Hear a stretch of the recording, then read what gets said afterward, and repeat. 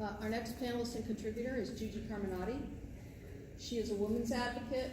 She is an advocate for intersectional law. She's a blogger. She represents women, people of color, the LGBTQ community. She operates a social justice law firm. I don't hear that phrase very often, but I like to say it. She represents victims of domestic violence and sexual assault. And to fund her work, she provides legal services to other law firms, and she's the only lawyer that I know that has an LLM in space, cyber, and telecommunications law. And she is running for the Senate in Colorado.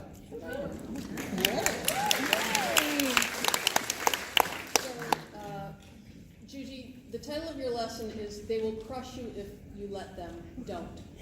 So my question to you is, what advice would you give women lawyers who really want to live that lesson? So first, every time one of you gets overwhelmed and stressed because you are indispensable, you are the only person who can fix this, you're the only person who can address this problem, you, from now on, should take a moment and realize that that's a bunch of baloney.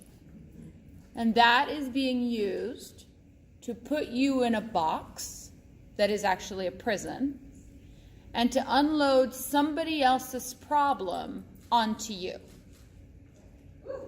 We live our lives as though we become indispensable. And what happened in my career is that I found myself always being indispensable to men for some reason. Women could figure it out, but men really needed me to finish that brief or do those edits or finish that project or work on this case. And there was this play on loyalty and guilt. And it took me getting physically ill at a job to realize this is nonsense. And the reason is nonsense is this. If you work for someone else, right? If you work at a law firm, if you quit tomorrow, they will replace you. It's that simple. You're just an employee. They may love you, they may think you're great, they may send you a card on your birthday, but if you quit, somebody else will take that office within 2 weeks. And whatever stress and agony and pain you left on the floor, if it did not directly benefit your career, you wasted it. That would be my first lesson that I learned the very hard way. The other thing I would tell you is this. Who here has a schedule? Everybody. So let me ask you this. Is your schedule, when you explain it, I get into the office at this time, I leave at this time, I go home, I walk the dog or take care of the kids or hang out with my husband or boyfriend or girlfriend or wife or whoever it is that you hang out with, and then I do a couple more hours before bed and then I go to sleep, right? That's our schedule. That's not a schedule. That is you fitting your life into little pieces between your work.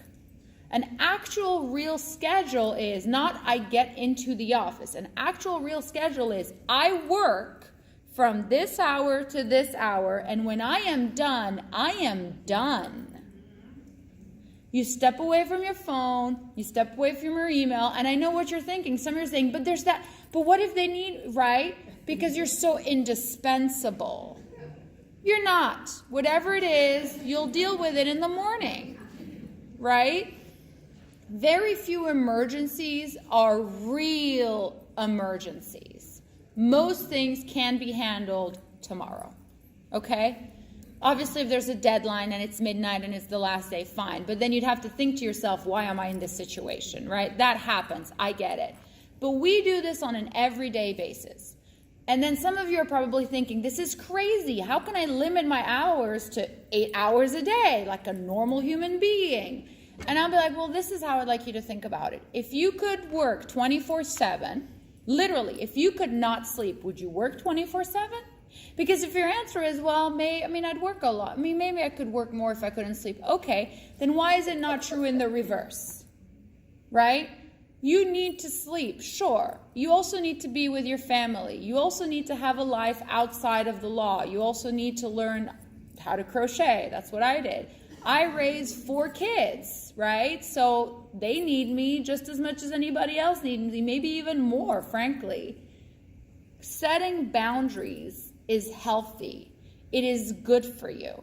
And finally, I think the last lesson, if you want to encompass it into 3 points, because we learn in 3s, is that your labor is transactional, which means that whoever you are giving it to will take as much of it as they can for as little in return as they possibly can, because it is fundamentally a transaction.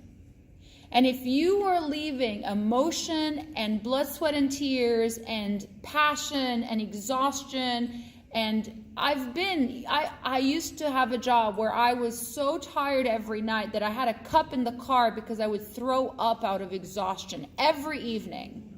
That is stupid, right? But I was doing the great thing. I was really working on my career. Not really. I was just making myself sick, right? Think of it this way. You should give as much as is fair and appropriate and professional, but beyond that, go live your life. That's it. Good. Wow.